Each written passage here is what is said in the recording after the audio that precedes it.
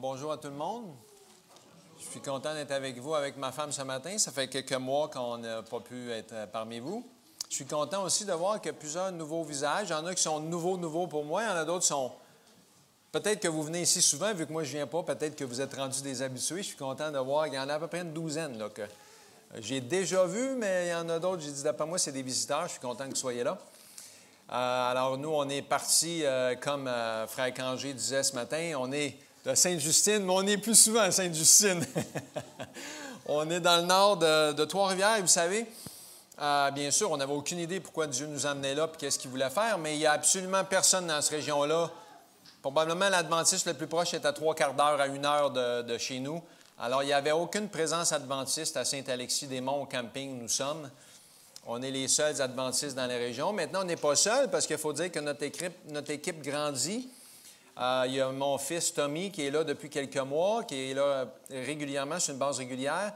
Il y a aussi Stéphanie et Sébastien. Je sais qu'il y en a qui sont très malheureux qu'on a volé Stéphanie et Sébastien de Saint-Henri. Mais nous, on est heureux parce que l'équipe grandit. Comme on étudiait ce matin, Jétro a dû apprendre à déléguer et nous, on a dû se rendre compte qu'à 1 ou 2 ou 3, on ne serait pas capable de s'occuper de tout ça. Alors, on doit déléguer, on doit faire grandir l'équipe un peu. Qui est venu parmi vous? Qui est venu au camp déjà à date? Qui est allé à Saint-Alexis, au camp de l'Église adventiste? Bon, presque la moitié d'entre vous. Il y avait une bonne gang qui était là lorsque le groupe de Saint-Henri, Saint-Georges sont venus camper il y a 3 semaines. C'était notre plus gros groupe de l'année. On était probablement presque 350 sur le camping cette fin de semaine-là. On était plusieurs. Et le Seigneur nous a mis à l'épreuve. Tout le sabbat, on a travaillé 10 heures de temps à faire de la plomberie pour essayer de donner de l'eau à un puis à l'autre parce que de l'eau, c'est essentiel. Mais il faut dire qu'on n'était pas dans le désert. On avait l'eau du lac pour flusher des toilettes, puis on avait de l'eau dans des bouteilles. Hein? On n'est pas mort de soif, personne. Merci, Seigneur. On a plusieurs choses aussi. On n'aurait jamais pu prévoir ou savoir que, en étant là-bas, bien, je vous en avais déjà parlé, je pense, la dernière fois que je suis venu. Il y avait un homme qui m'avait contacté sur Facebook. Il a trouvé mon nom en regardant les vidéos sur Vers Jésus, la chaîne YouTube Vers Jésus. Et j'avais fait une vidéo sur Israël, puis ce qui se passe, le conflit au Moyen-Orient. Et ça l'a piqué sa curiosité. Il a regardé d'autres vidéos. Il a trouvé mon nom sur Facebook et il m'a contacté.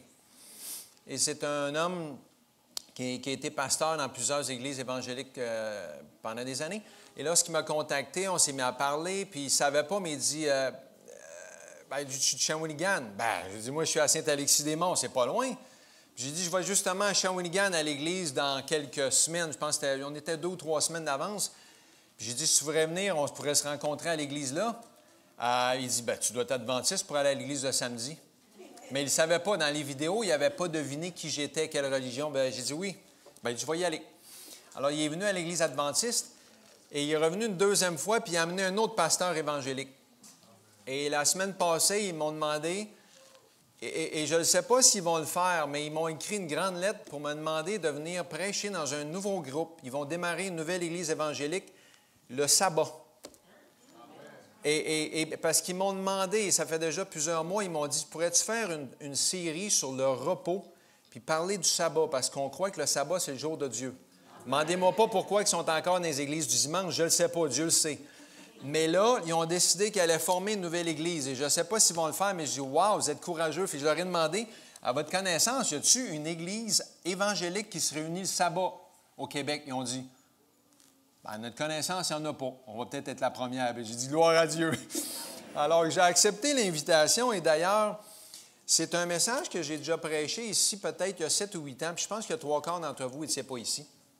Mais c'est ce message-là que je vais probablement commencer à leur présenter parce qu'ils veulent que je fasse une série sur le repos. C'est quoi le repos dans la Bible? Puis ils veulent que je développe l'idée du sabbat. Ils m'ont dit, on ne veut pas que tu pousses en avant l'agenda adventiste. Mais ils ont dit, si tu le fais comme dans nos réunions, parce que je suis avec eux sur des réunions sur Zoom depuis plusieurs mois, ils ont dit, si tu le fais comme tu fais dans nos réunions, tu n'as jamais vraiment parlé des adventistes, on est bien heureux, tu n'as pas de problème avec ça. Je ne mentionne jamais les adventistes, c'est eux autres qui m'introduisent toujours comme adventiste. Quand ils m'introduisent à leurs amis, ils disent, ça c'est Joël l'adventiste. Je n'ai pas besoin de le dire. Alors, c'est un message probablement que vous connaissez très, très bien, mais qu'on a besoin de se rappeler constamment. Alors, les secrets de la santé et du bonheur dans la Genèse. Le texte qu'on avait ce matin, c'était Jérémie 29, verset 11. Je connais les plans que j'ai formés sur vous, dit l'Éternel, projet de paix et non de malheur, afin de vous donner un avenir de l'espérance. Ce que Dieu veut pour nous, ce n'est pas qu'on soit dans le confort, la facilité, mais qu'on soit dans la paix, dans les épreuves, la paix dans la difficulté, la paix quand ça va bien. Paul disait que lui, c'était une source de grand gain que d'être dans la piété, dans le quoi? De le contentement, d'apprendre à être heureux là où on est, même quand ça va mal. Je vous avoue qu'il y a des jours, plusieurs jours, où je dis, Seigneur, je ne sais pas si je veux rester au camp du lac caché encore longtemps. Faut que tu me donnes la force parce que j'ai juste envie de partir. C'est un paquet de troubles. C'est juste parce que je suis convaincu qu'il m'a amené là que je suis encore là. Alors, on sait que le livre de la Genèse, c'est le livre des origines ou des commencements. On pourrait dire que c'est la base ou le fondement. Par contre, ce n'est pas nécessairement accepté. Beaucoup de chrétiens aujourd'hui doutent que la Genèse serait vraiment un livre fiable. Il y en a qui disent que c'est de la poésie, c'est n'importe quoi. Mais vous savez que Jésus-Christ, notre Seigneur, lorsqu'il était sur terre, a fait au moins 8 citations en référence à la Genèse. À chaque fois, Jésus a mentionné des textes qui venaient de la Genèse en les appuyant, en nous faisant savoir que ce qui était écrit dans la Genèse, c'était vrai, que la création a été faite par Dieu, comme la Genèse le dit, et que Dieu a marié l'homme et femme, et que Dieu a donné à l'être humain tout ce qu'il voulait lui donner, parce qu'il a préparé le jardin d'Éden, et ce qui est écrit dans la Genèse, c'est exactement comme ça que ça s'est passé. Amen. Croyez-vous que c'est vrai? Amen. On doit réaffirmer le fait que la Genèse est un livre qui a été écrit et inspiré de Dieu. J'ai écrit ici qu'il y a au moins 150 lois scientifiques qui décrivent des principes de physique quantique, des principes de physique nucléaire, la chimie, la biochimie, la mathématique, la probabilité, l'électricité, le magnétisme, la thermodynamique, l'hydrostatique, la photographie. Toutes ces lois-là, les êtres humains les ont peut-être découvertes, mais c'est qui les a mis en place? C'est Dieu lui-même. Alors, c'est Dieu qui est l'auteur de toutes les lois et c'est lui qui est l'auteur de la science, la vraie science. Pas de la fausse science ou de la science qui est dans la confusion, mais Dieu est l'auteur de la vraie science. De la même manière que Dieu est l'auteur de la science, il est l'auteur aussi, où c'est lui qui a créé l'être humain, il a placé l'être humain dans un jardin d'Éden de la même manière qu'un homme et une femme préparent la chambre de leur bébé. Puis je m'en souviens, nous, on ne vivait pas dans un palais.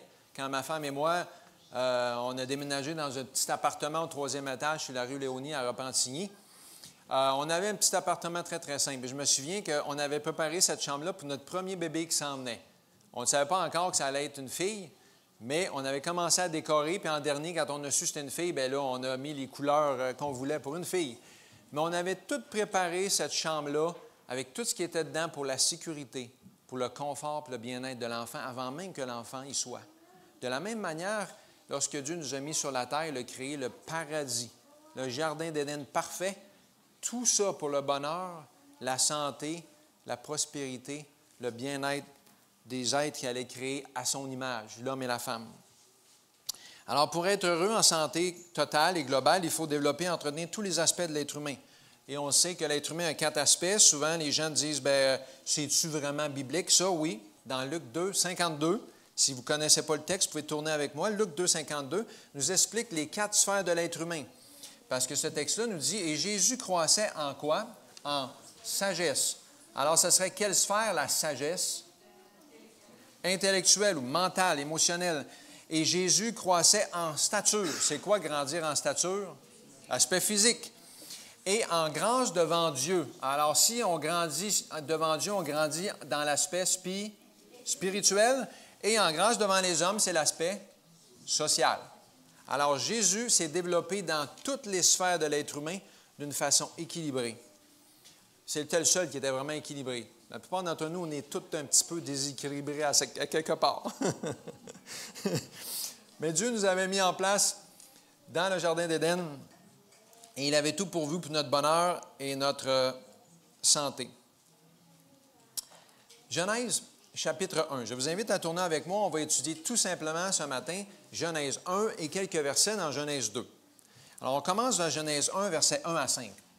Au commencement, Dieu créa les cieux et la terre. La terre était informe et vide. Il y avait des ténèbres à la surface de l'abîme et l'Esprit de Dieu se mouvait au-dessus des eaux. Dieu dit que la lumière soit, et la lumière fut. Dieu vit que la lumière était bonne, et Dieu sépara la lumière d'avec les ténèbres. Dieu appela la lumière jour, et il appela les ténèbres nuit. Ainsi, il y eut un soir, et il y eut un matin, et ce fut le premier jour. Alors, la lumière, c'est fait fuir les ténèbres. Parce que les ténèbres, en fait, c'est l'absence de lumière. Et Dieu a séparé, a déterminé qu'il allait avoir le jour et la nuit. Dites-moi, qu'est-ce qui détermine le jour et la nuit? Ce n'est pas la réponse que je cherche, vous la connaissez, mais qu'est-ce qui détermine le jour et la nuit? La rotation de la Terre sur son axe. Alors, ça, c'est pas compliqué, ça fait des milliers d'années que c'est comme ça, puis c'est Dieu qui a fait ça. La Terre fait un tour, ça détermine qu'est-ce qui est le jour et la nuit. Le cycle jour et nuit, la durée de la luminosité et l'angle du soleil affectent toute la vie humaine, ça affecte aussi même la croissance des plantes. La lumière influence aussi beaucoup la mélatonine et la sérotonine, qui sont deux neurotransmetteurs très importants. La mélatonine est souvent connue comme l'hormone du sommeil et la sérotonine, l'hormone de l'humeur, la bonne humeur ou du bien-être. Alors, ces choses-là sont affectées directement parce que Dieu a mis en place le cycle du soleil, du jour de la nuit, le cycle du jour de la nuit. Alors, on va toucher 15 points. Vous pouvez les écrire si vous voulez. Si vous ne voulez pas les écrire, je pourrais vous envoyer la présentation. 15 points qu'on trouve, 15 secrets pour la santé et le bonheur de l'être humain. Premier point, c'est que Dieu nous a donné la lumière du jour. Dieu nous invite à travailler, à marcher, à aller dehors le jour, idéalement dans la nature, mais peu importe où vous êtes, si vous allez dehors, c'est bénéfique pour la santé, pour le bien-être. Ça coûte comment aller dehors? Rien. Oui, il faut mettre des vêtements, ça coûte quelques dollars, mais c'est gratuit aller dehors. La noirceur de la nuit. Dieu nous invite à faire quoi la nuit? À dormir la nuit, 6 à 8 heures par jour. Est-ce que c'est important de dormir? Extrêmement important. Est-ce que vous pensez que la génération d'aujourd'hui dort mieux, plus ou moins qu'avant? Moins. Elle dort moins et elle dort moins bien. Puis il y a un paquet de raisons, mais il y en a une qui nous affecte beaucoup. C'est laquelle? Les écrans. Les écrans nous affectent et si on regarde des écrans dans la dernière heure avant de se coucher, ça va affecter notre sommeil. Si vous avez des troubles de sommeil, évitez les écrans, faites-les, regardez-les plus de bonne heure puis essayez de déconnecter ou de les mettre un petit peu plus loin de votre visage. C'est pas facile, je le sais. On est tous pareils, cette affaire-là, on le prend, on est ting-ting, ça sonne, puis là, on regarde, puis on se met à le lire. Mais si on est capable de faire ça, puis si on a des troubles de sommeil, bien, ça peut être une des choses qui nous nuit. 2 secrets très, très simples. Ça coûte comment de se coucher? Rien. C'est gratuit. On ne peut pas le vendre en pilule. Mais il y a un paquet de monde qui dorment mal puis qui ne dorment pas bien. Alors, on est rendu à Genèse 1, verset 6. Continuons. Genèse 1, verset 6, Dieu dit qu'il y a une étendue entre les eaux et qu'elle sépare les eaux d'avec les eaux. Et Dieu fit l'étendue, et il sépara les eaux qui sont au-dessous de l'étendue avec les eaux qui sont au-dessus de l'étendue. Cela fut ainsi. Dieu appela l'étendue du ciel. Il y eut un soir, Dieu appela l'étendue ciel. Ainsi, il y eut un soir, il y eut un matin, et ce fut le second jour. Alors ici, on trouve les secrets 3 et 4. L'étendue entre les eaux, en haut et en bas, ça veut dire quoi? Dieu a séparé l'atmosphère. On a une atmosphère terrestre. Et bien sûr, il y a de l'eau qui est sur terre, mais aussi il y a de l'eau qui est dans les vapeurs, dans les nuages. Puis on appelle ça le cycle de l'eau. C'est essentiel à la vie, mais c'est ça que Dieu a mis en place. Alors l'eau tombe, puis il y a l'évaporation, la condensation, puis ça remonte. Puis c'est quoi l'autre nom? Là, quand ça tombe, en tout cas quand il pleut, là, c'est le cycle de l'eau. Mais l'atmosphère aussi qu'on a alentour de la Terre, c'est une atmosphère dans laquelle on a un air qu'on est capable de respirer. Il y a plein d'autres planètes dans le système solaire, mais il n'y en a pas d'autres sur lesquelles on pourrait respirer de l'air qui nous tiendrait en vie. Seulement ici, on a tous les paramètres parfaits.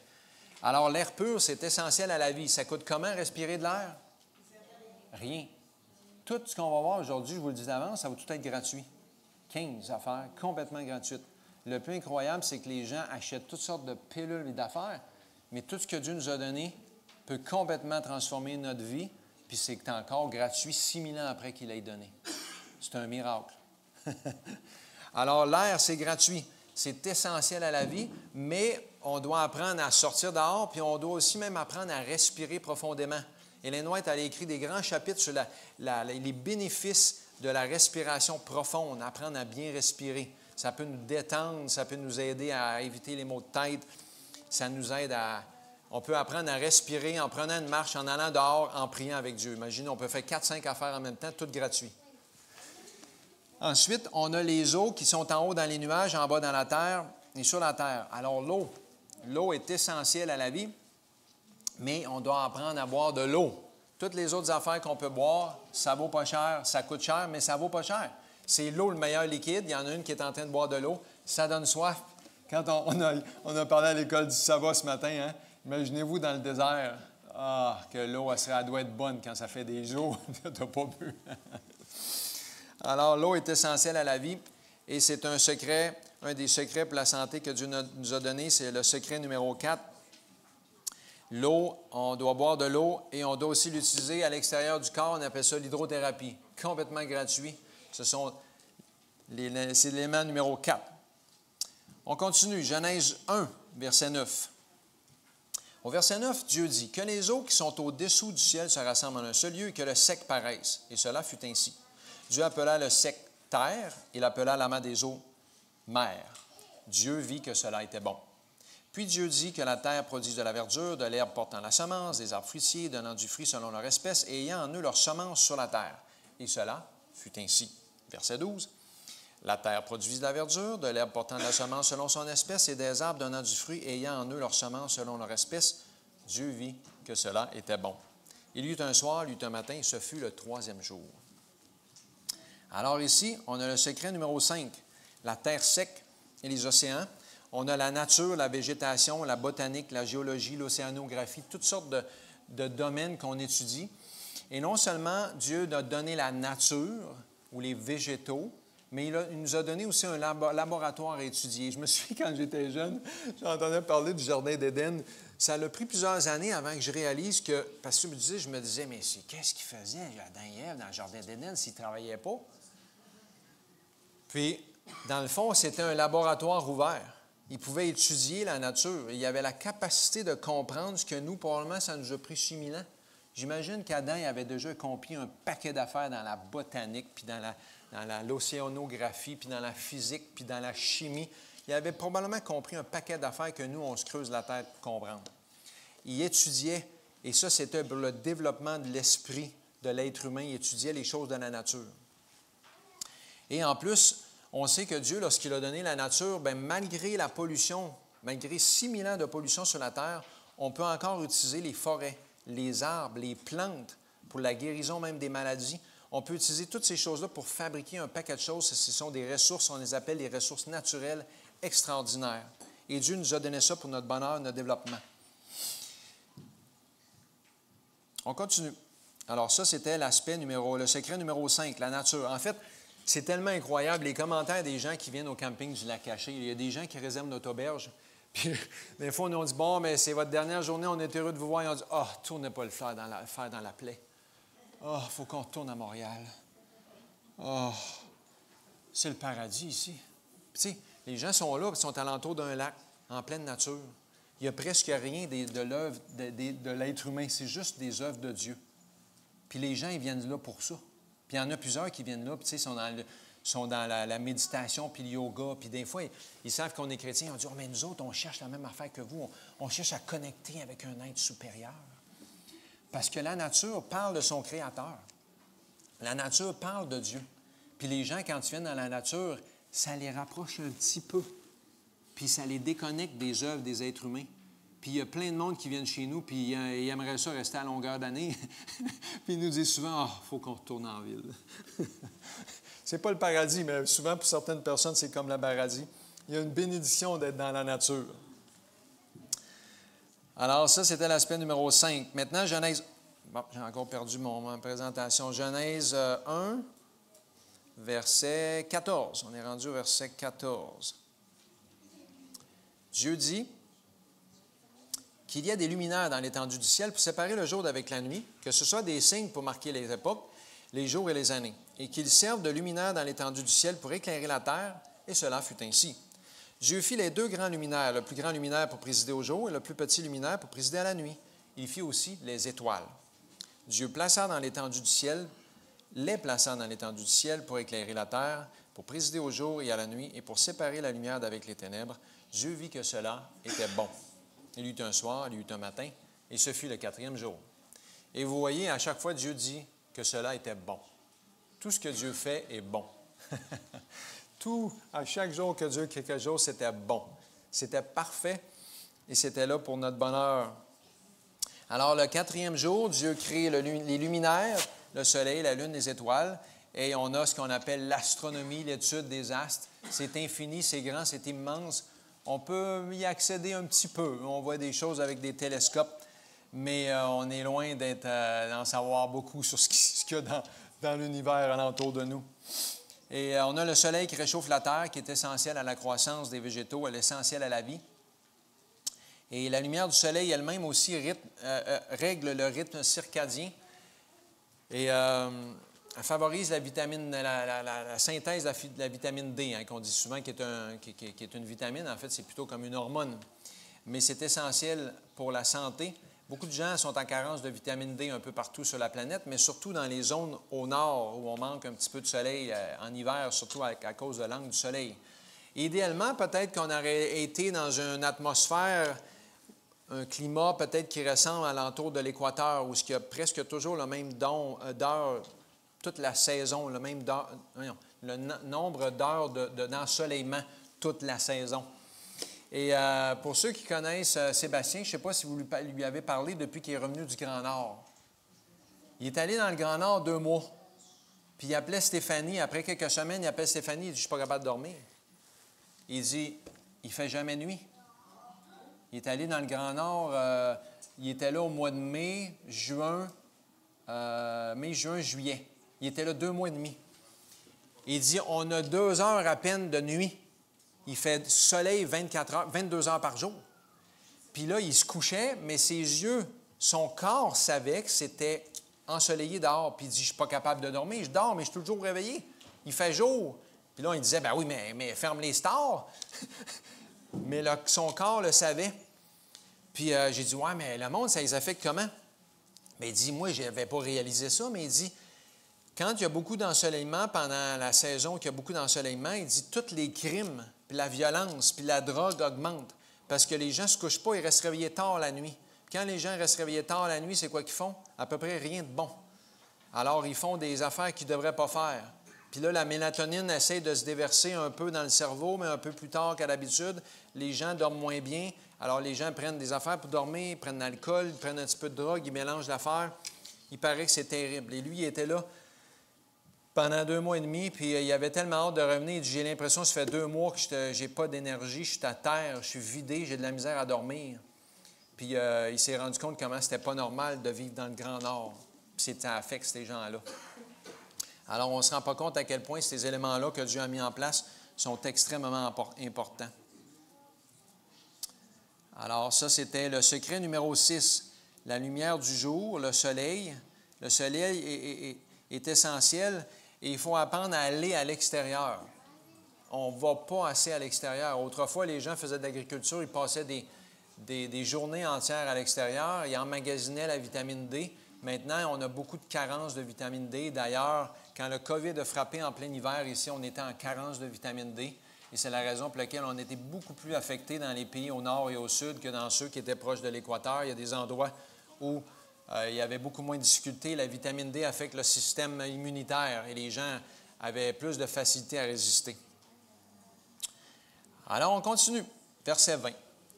Genèse 1, verset 20. Dieu dit que les eaux produisent en abondance des animaux vivants et que des oiseaux volent sur la terre vers l'étendue du ciel. Dieu créa les grands poissons et tous les animaux vivants qui se meuvent et que les eaux produisent en abondance selon leur espèce. Il créa aussi tout oiseau ailé selon son espèce et Dieu vit que cela était bon. Dieu les bénit en disant, « Soyez féconds, multipliez, remplissez les eaux des mers et que les oiseaux se multiplient sur la terre. » Ainsi, il y eut un soir, il y eut un matin, et ce fut le 5e jour. Et vous remarquez qu'à chaque fois, c'est toujours la même phrase à la fin de chaque jour. Il y eut un soir, il y eut un matin. Quand il y a un soir puis un matin, ça veut dire quoi qu'on a dit tout à l'heure? Ça veut dire une rotation de la Terre. Il y a des gens aujourd'hui encore qui lisent la Bible et ils disent, bon, on ne sait pas si c'était une journée, c'était peut-être 1000 ans à chaque jour. Mais ce n'est pas 1000 ans quand le Soleil fait une rotation, c'est juste une journée. C'est juste 24 heures. Alors, si la Bible dit ça à chaque fois, il y eut un soir, il y eut un matin, ce fut le 5e jour, c'est juste une journée. Alors ça, c'est le secret numéro 7. Pour notre plaisir, en fait, Dieu a mis en place les oiseaux, les poissons. Puis, il y en a qui aiment ça plonger dans les lacs, il y en a qui aiment ça pêcher dans le lac. Il y en a beaucoup qui viennent chez nous puis ils aiment ça pêcher. Mais vous savez, Dieu a mis ça pour nous, pour notre plaisir, puis pour l'utilité de l'être humain. Il n'aurait pas été obligé de créer des milliers-sortes d'oiseaux, des milliers de sortes de poissons. Puis en fait, quand on regarde les oiseaux, ils servent bien sûr à propager, à polliniser différentes choses, mais ils ont toutes sortes de champs différents. C'est extraordinaire. C'est là pour notre bonheur. Puis, à l'origine, il faut se souvenir aussi que les animaux n'avaient pas peur des êtres humains. Il n'y avait pas de mort. Il n'y avait pas d'ennemis. Alors, les animaux n'avaient pas crainte de l'homme. Les animaux ne s'entretuaient pas, ne se mangeaient pas, et les êtres humains non plus ne les mangeaient pas. Alors, on ne le sait pas, mais on peut s'imaginer que comme Adam et Ève, nous au ciel, on va pouvoir nager dans les océans ou les lacs avec les poissons, puis on va pouvoir marcher, toucher, prendre les oiseaux, toucher à tous les animaux sauvages sans qu'ils aient crainte de nous. Il n'y aura pas de crainte. Ça va être extraordinaire. Secret numéro 7.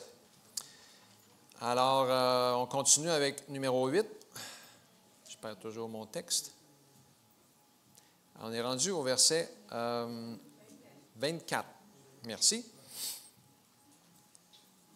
Dieu dit que la terre produise des animaux vivants selon leur espèce, du bétail, des reptiles et des animaux terrestres selon leur espèce. Et cela fut ainsi. Dieu fit les animaux de la terre selon leur espèce, le bétail selon son espèce et tous les reptiles de la terre selon leur espèce. Dieu vit que cela était bon. Et là, Dieu a créé les animaux qui sont sur la terre. Peut-être ceux avec lesquels on est les plus familiers. On en a beaucoup qu'on a fait nos animaux de compagnie, mais en fait, tous les animaux vont être nos animaux de compagnie au ciel, parce qu'il n'y en a pas un qui va avoir peur de nous. Ensuite, on continue au verset 26. Puis Dieu dit, « Faisons l'homme à notre image, selon notre ressemblance, et qu'il domine sur les poissons de la mer, sur les oiseaux du ciel, sur le bétail, sur toute la terre, sur tous les reptiles qui rampent sur la terre. » Dieu créa l'homme à son image. Il le créa à l'image de Dieu. Il créa quoi? L'homme et la femme. Dieu a créé juste 2 genres. Dieu les bénit. Dieu leur dit, « Soyez féconds, multipliez, remplissez la terre et l'assujettissez, et dominez sur les poissons de la mer, sur les oiseaux du ciel et sur tout animal qui se meut sur la terre. » Alors ici, on a les secrets 8, 9, 10. Le 8e, c'est que les animaux sont nos amis, ils nous sont utiles. Pendant des siècles, les animaux, surtout le cheval, le bœuf et l'âne, ont été utilisés comme de la machinerie agricole. Aujourd'hui, on a des gros tracteurs. Ces animaux-là, on peut faire de l'équitation, tu sais. Mais à part de ça, on s'en sert moins. Mais pendant des siècles, on s'est servi des animaux pour faire de l'agriculture. Ensuite, le 8e secret, c'est que le 9e, c'est que Dieu donne à l'homme un travail. Il lui dit de nommer les animaux, de les reconnaître, les différencier. C'était toute une tâche, tout un travail. Je ne sais pas combien de temps ça a pu lui prendre, mais on dirait qu'il l'a fait dans une journée parce qu'il avait fini à la fin de la journée. Fait que je ne sais pas combien d'espèces, mais c'est quelque chose qu'Adam a fait. Il a nommé les animaux. Et ensuite, le 10e, c'est quoi que Dieu a donné? La femme. Alors, Dieu a créé la famille. Comme Dieu est au ciel, il n'est pas seul, c'est une famille. Bien, sur la terre, Dieu a créé la famille, l'homme et la femme, pour qu'ils fondent une famille. Et l'homme et la femme, ensemble, peuvent créer une famille en faisant quoi? En ayant des enfants. C'est quand même extraordinaire que l'homme et la femme peuvent avoir des enfants, peuvent faire une famille, fonder une famille, faire un petit noyau, un petit cercle, et Dieu multiplier et ensuite faire toutes sortes de projets, déménager, faire des maisons. Dieu nous a créés capables de faire ça, d'entreprendre toutes sortes de choses comme Dieu le fait. Alors, c'est ça qu'on voit, c'était le secret 8, 9 et 10. On continue. Maintenant, j'ai Genèse 2. Genèse 2, verset 8. Puis l'Éternel planta un jardin en Éden du côté de l'Orient et mit l'homme qu'il avait formé. L'Éternel fit pousser du sol des arbres de toute espèce agréable à voir et bon à manger, l'arbre de la vie au milieu du jardin et l'arbre de la connaissance du bien et du mal. Verset 15. L'Éternel prit l'homme et le plaça dans le jardin d'Éden pour le cultiver et pour le garder. L'Éternel donna cet ordre à l'homme, « Tu mangeras de tous les arbres du jardin, mais tu ne mangeras pas l'arbre de la connaissance du bien et du mal, car le jour où tu mangeras, tu mourras. » Alors ici, on a les secrets 11, 12, 13 et 14. Alors, 11e secret, c'est que Dieu donne à l'homme un jardin pour faire quoi? Pour le cultiver. C'est l'agriculture, le travail. Le travail, Dieu donne un travail à l'homme de s'occuper, de faire pousser ce qu'il allait devoir, ce qu'il allait pouvoir manger. Ce n'était pas pénible parce qu'il était dans le jardin d'Éden. Mais l'agriculture était déjà dans le jardin d'Éden parce que des gens, souvent, qui disent, bien, suivez le travail, c'est arrivé après la chute. Non, non, non. Dieu avait donné un travail agréable à Adam. Probablement qu'il avait pas mal au dos quand il se penchait et faisait du jardinage. Sûrement pas. Ça devait être extrêmement facile et plaisant. Et ensuite, le 12e secret, c'est que Dieu donne à l'homme l'alimentation. C'est Dieu qui lui dit exactement qu'est-ce qu'il va manger. Dieu lui dit qu'il va manger des céréales, des graines, des légumineuses, des fruits et des noix. C'est Dieu qui lui dit qu'est-ce qu'il va manger. Dieu n'a pas dit à l'homme qu'il allait manger des animaux. Puis c'est impossible que les hommes aillent manger des animaux dans le jardin d'Éden parce qu'il n'y avait pas de mort. Et au ciel, on ne mangera pas aucun animal. C'est complètement impossible. On ne mangera jamais un animal sur terre. Au ciel, il n'y aura pas de viande parce qu'on n'aura pas de mort. Alors, de la même manière, Dieu avait mis l'homme dans le jardin d'Éden. Il ne mangeait pas de viande. Il leur a donné une alimentation idéale. Quel est l'autre élément qui a donné l'élément numéro 13 pour le bonheur et la santé de l'être humain? C'est la tempérance et l'abstinence. Et ensuite, il leur a donné l'arbre de connaissance du bien et du mal, ou l'arbre de vie. Et j'aimerais attirer votre attention ici sur la définition de la tempérance.